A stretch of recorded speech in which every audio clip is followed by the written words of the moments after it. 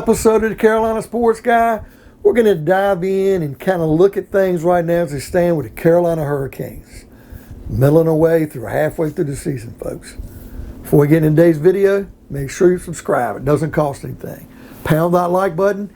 Hit that bell notification. Be notified of future videos like this on the Carolina Hurricanes. Hey, by all means, folks, leave me some comments. I love the dialogue.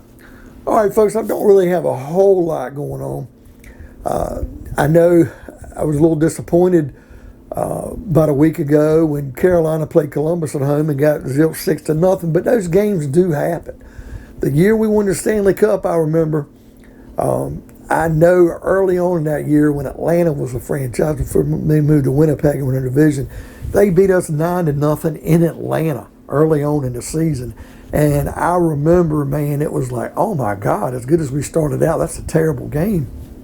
It happens. So we are going to have a flop once in a while.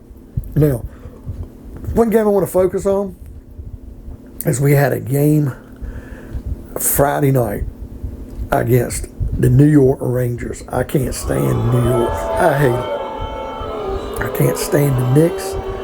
I can't stand the Yankees. I'm not a New York Giants fan, but I really detest the New York Rangers. I hate them.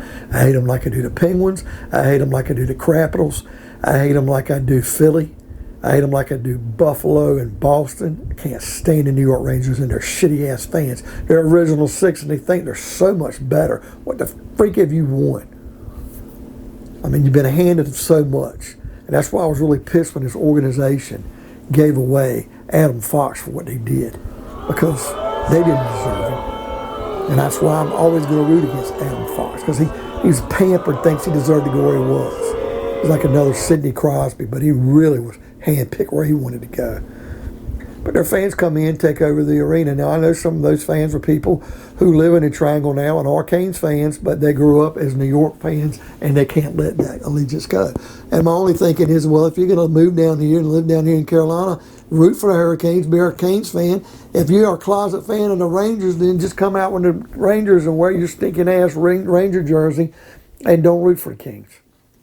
And if you did come down from New York and thought it was cool sitting by the glass and you're taking over, nobody's intimidated by you New Yorkers. Nobody gives a flying flip, okay?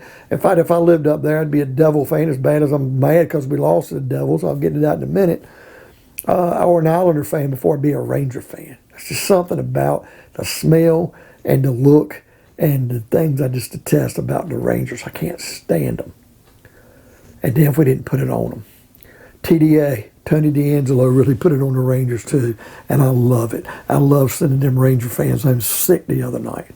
And the unfortunate thing, the game did take so much out as the Hurricanes won again. We beat the Boston early in the week 7-1, and show them that we're passing way past them. They used to beat us all the time. Then we beat the Rangers like we did. You know, was it 6-3?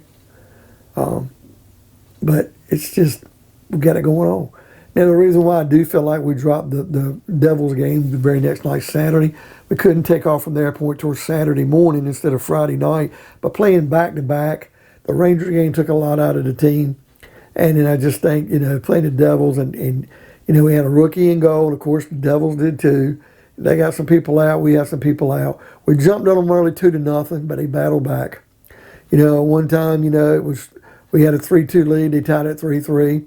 They made it 4-3. We made it 4-4. And then the next thing you know, they take a 5-4 lead, and they end up winning 7-4. I think we were just out of gas. And games like that are going to happen. I look in the standings, though, and we're like, what, 2 points behind the Rangers and maybe 1 point behind. I think it's Washington, if I'm not mistaken. But the thing is, the Rangers 2 points ahead or whatever, they played 3 more games than we have. Washington's played 2 or 3 more games than we have. Because of COVID, for one, and the scheduling and everything. And now we're going to have all these back-to-backs to make up. We're going to be tired.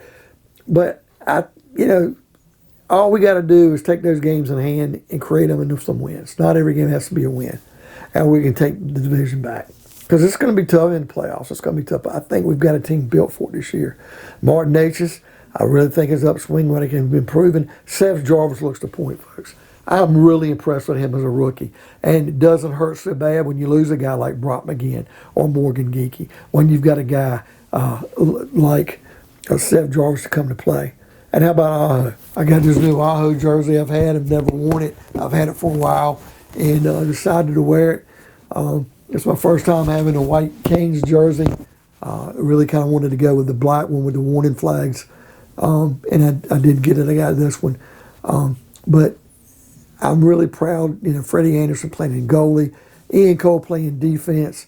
Ethan Bear's kind of slacked off a little bit. But TDA, man, has been excellent playing defense.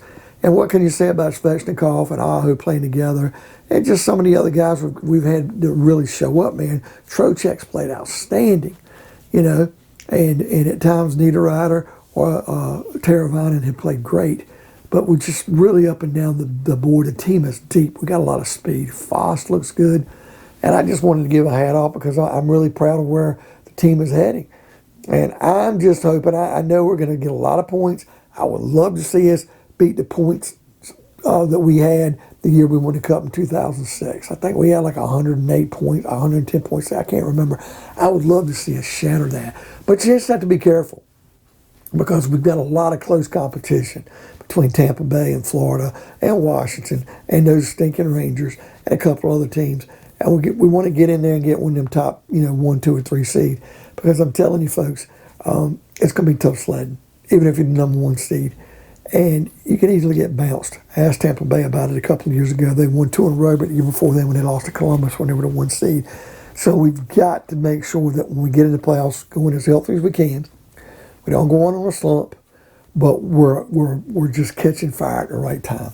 Because we want to really win that first round series. And we want to get in the second round and dominate and get back to the Eastern Cup. Eastern Championship so that we can finally overtake it this time and get back to the Stanley Cup where we belong. Okay, folks, what do you think of today's video? Do you think the Hurricanes are built to withstand a long playoff run? Who do you really can't stand as a rival with the Hurricanes? Right now, for me, that's the Rangers. I can't stand them. Even more than Washington. I can't believe I'm saying it. Leave me some comments. I love the dialogue. Pound that like button, hit that bell notification to be notified of future videos like this on the Hurricanes. And by all means, folks, subscribe. It's free. Help Uncle Chucky out. We'll see you next time on another edition of Carolina Sports Guy.